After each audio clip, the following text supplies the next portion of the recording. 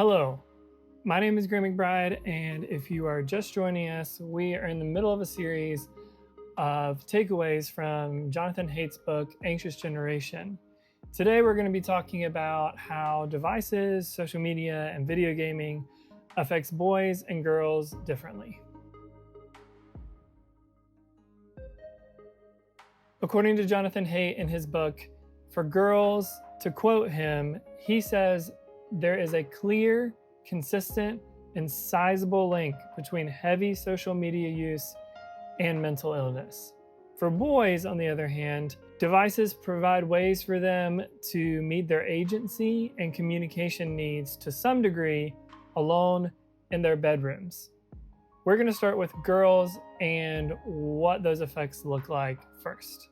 For girls, the research has found a lot of negative outcomes. In one study, when Facebook was rolled out at one college, poor mental health increased, utilization of mental health care services also increased, and academic performance worsened.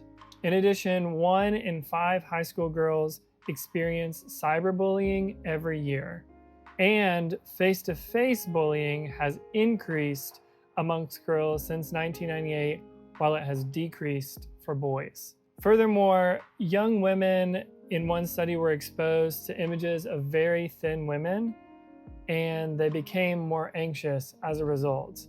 Now, that sounds pretty straightforward and kind of like a no-brainer on the front end. However, these women were only exposed to these images for 20 milliseconds each, which is far too fast for conscious awareness to kick in. And the researchers, as a result, concluded that social comparison takes place outside of our awareness, and yet it still affects our explicit self-evaluations.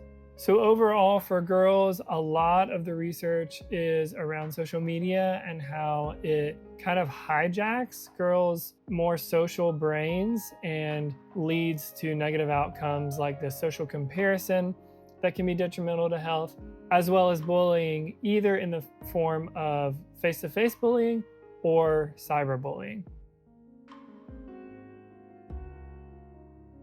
For boys, the picture is a little bit different.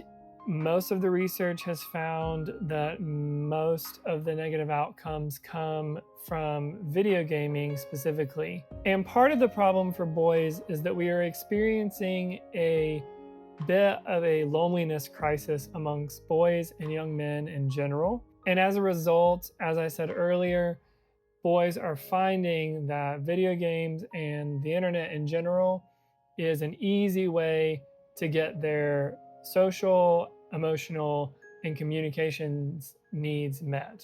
28% of young men have not talked to anyone about an important personal matter in the last 6 months, according to one study. Other studies have found that boys are 5 to 10 times more likely to be a daily porn user. And 1 out of every 13 boys is suffering substantial impairment in the real world because of heavy video gaming. And while there are some studies that have found that video gaming can have positive outcomes for boys, those are usually in the case of more moderate to mild frequency amounts, such as 30 minutes of video games 3 times a week. However, 41% of adolescent boys play more than 2 hours per day, and 17% of boys play more than 4 hours a day. And we talked in a previous video about opportunity costs, but again, video gaming for boys is a huge area of concern when it comes to opportunity costs.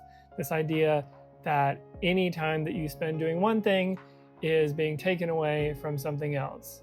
There are some who argue that video games is just how boys interact with their friends nowadays, and that it's a net positive for boy friendships. However, if that were true, we would expect to see boys feeling more connected, less lonely, and the reality is that boys are more lonely than they were 20 years ago. So to conclude, girls and boys experience the internet, devices, social media, and video games in different ways. And of course, these are generalizations. There are certainly girls who are on video games. There are certainly boys who are experiencing body comparison issues on social media. However, the key here is to just recognize that regardless of what your interactions are with young people, that no student, no child, no teenager is experiencing social media, devices, video gaming the same way.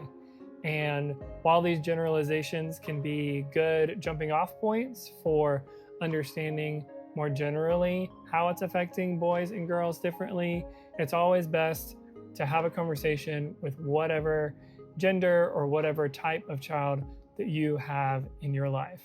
Thank you so much for taking the time to watch this video and learn a little bit more about how devices are affecting our young people. If you enjoyed this or found it helpful, please subscribe to this channel so that you can be first to know about future content that comes out. And if you don't mind, please share this with somebody that you think might find it helpful. I hope you have a great day, and I'll see you again soon.